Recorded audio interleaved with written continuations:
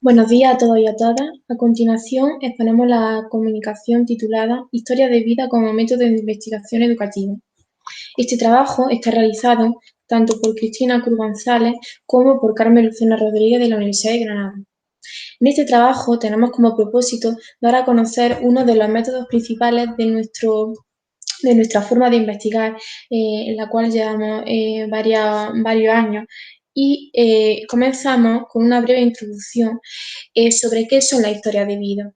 Las historias de vida se han convertido en una de las metodologías de investigación más empleadas a la hora de realizar estudios cualitativos que se enfocan en esa parte íntima y humana de los sujetos. Este tipo de metodología pretende ahondar en esa dimensión identitaria de los sujetos y establecer distintas directrices, distintos análisis en cuanto a los acontecimientos más importantes, los personajes clave, los hitos, los leitmotiv o los incidentes más críticos que han conformado su dimensión identitaria, como decíamos anteriormente. Este tipo de metodología se lleva a cabo mediante un enfoque autobiográfico narrativo, es decir, a través de la biografía relatada mediante la narrativa, investigamos la vida de estos sujetos. En distintas partes del mundo se ha atribuido una denominación distinta a este tipo de método.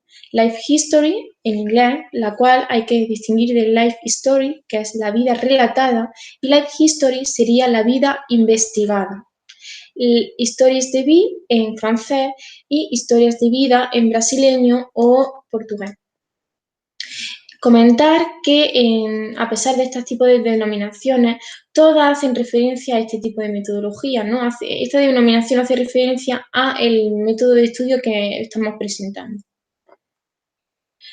Algunos de los datos más importantes históricos sitúan a este tipo de metodología, al incremento y al uso de este tipo de metodología a partir de los años 70, justamente con el nacimiento de la Escuela de Chicago y con el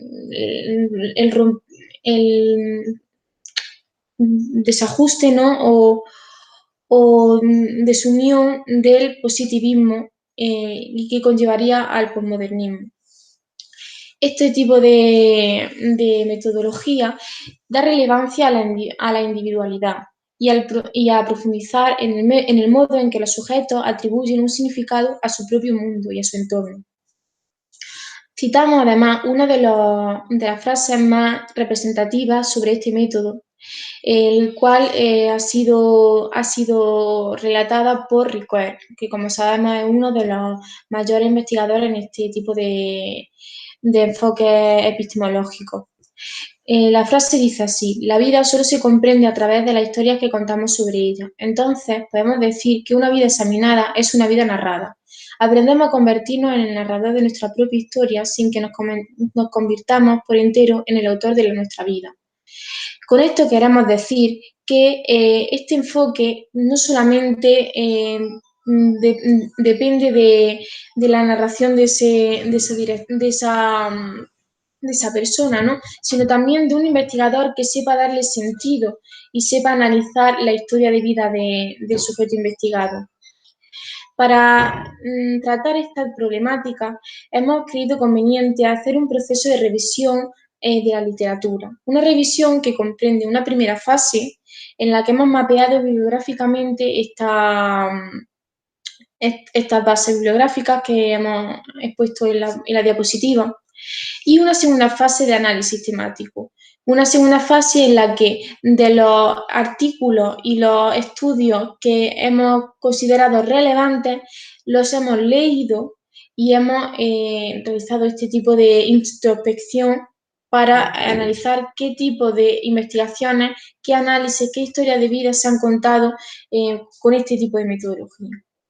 Por tanto, la base de datos empleadas son WOS, ERIC y Scopus.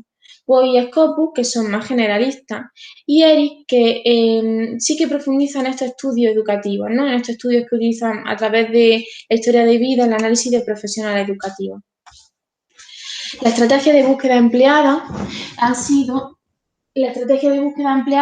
sido tanto la identificación en un primer momento, con la base de datos que anteriormente hemos dicho, y se han quedado en un resultado de 668. 668 artículos que no han salido de esta estrategia de búsqueda. Posteriormente, a través del proceso de cribado, lo que se ha realizado ha sido una lectura principal, ¿vale? Con unos filtros de búsqueda adecuados a esta estructura y que nos han dado un resultado de 287 artículos.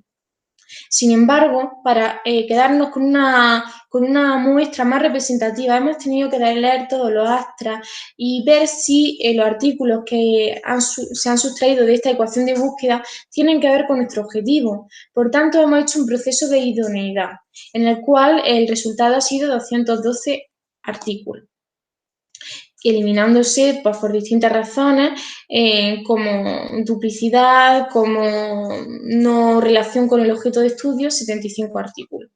Por tanto, la muestra final han sido 212 artículos incluidos en esta síntesis cualitativa.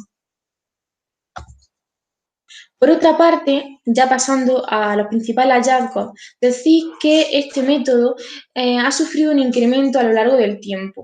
Como vemos, se estructura entre la franja temporal 2010-2019, siendo un punto de inflexión el 2017. Otro de los principales hallazgos recogidos en nuestro estudio es qué revistas acogen este tipo de metodología. Como podemos ver, Qualitative Report es la revista que más acoge o que más presenta este tipo de métodos, pero también hay otros como es Gender and Education, Teacher Education Quarterly, EMAL, Adult Learning. Hay muchas revistas que acogen este tipo de investigación. Los autores más especializados en este tipo de investigación. Este resultado se ha extraído de los filtros de búsqueda de nuestra base de datos y los más especializados en este sentido son Woodson, Coleman, Collins, Bloom, autores que cuando leemos sobre algún artículo que tiene como eje la historia de vida son muy prominentes, ¿no? Y muy citados. Idiomas en los que se ha realizado este estudio. Básicamente, el inglés es el idioma más predominante, seguido del español y el portugués, y una pequeña franja del lenguaje alemán, ¿no? Ahondando ya en el análisis temático del estudio de nuestra revisión. Hemos realizado una serie de porcentajes para ver cuáles son los temas predominantes en este estudio. El tema más predominante, con un 36%, y en la tercera columna mostramos algunos ejemplos, son los estudios que analizan la influencia del género en las identidades profesionales de distintos miembros profesionales educativos. ¿Esto qué quiere decir? Uno de los principales motivos por el que se realizan historias de vida en los estudios analizados han sido investigar sobre qué influencia tiene el género a lo largo de la vida de un profesional educativo. Seguido de ello están los estudios que tienen como propósito el análisis de la identidad profesional, analizando el contexto y la procedencia cultural. Es decir, en este tipo de estudios se da una gran importancia a la dimensión contextual y étnica de los personajes claves del estudio.